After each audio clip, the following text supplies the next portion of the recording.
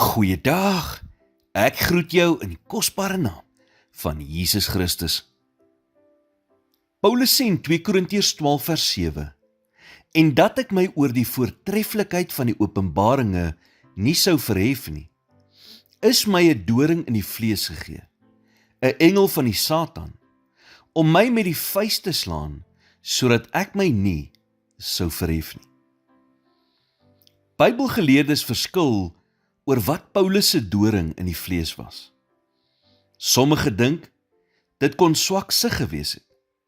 Ander, 'n spraakgebrek. En ander weer, 'n fisiese uitdaging. Maar waarom sê die Bybel nie vir ons wat dit was nie? Wel, want as Paulus se probleem swaksig was, sou die wat 2020 visie het, gevoel het, dit is nie op toepassing van hulle nie. As dit 'n spraakgebrek was, sou diegene wat in staat is om goed te kommunikeer, nie troos in sy woorde gevind het nie. As dit 'n fisiese uitdaging was, sou diegene wat goeie gesondheid het, dink, hulle is vrygestel. God wil nie net deur ons sterkpunte werk nie, maar ook deur ons swakhede. En daarom is hierdie gedeelte op toepassing van ons almal. Nie net hou hierdie dinge ons nederig nie, maar dit stel ons ook in staat om ander te kan bystaan.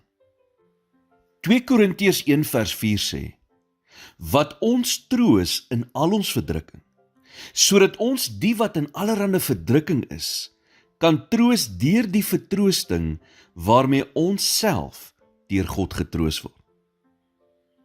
God help ons om deur sekere probleme te kom, sodat ons dan kan omdraai en iemand anders kan help wat deur dieselfde probleem gaan. As jy nie deur daardie probleem gegaan het nie, sou jy nie in staat gewees het om iemand anders te kon help nie. En ek is vandag regtig jammer vir die pyn wat jy in jou lewe moes deurgaan. Maar moet dit nie mors nie. Jy het reeds deur daardie pyn gegaan, so gebruik dit om ander mense te help. God wil selfs jou swakpunte gebruik, nie net jou sterkpunte nie. Hoekom? Want mense kan daarmee vereenselwig. As ek vir jou net al die dinge vertel waarin ek goed is, en net al my sterkpunte uitwys, sal dit geen verskil maak nie. Dit sal net 'n muur tussen ons bou. Maar as ek jou vertel van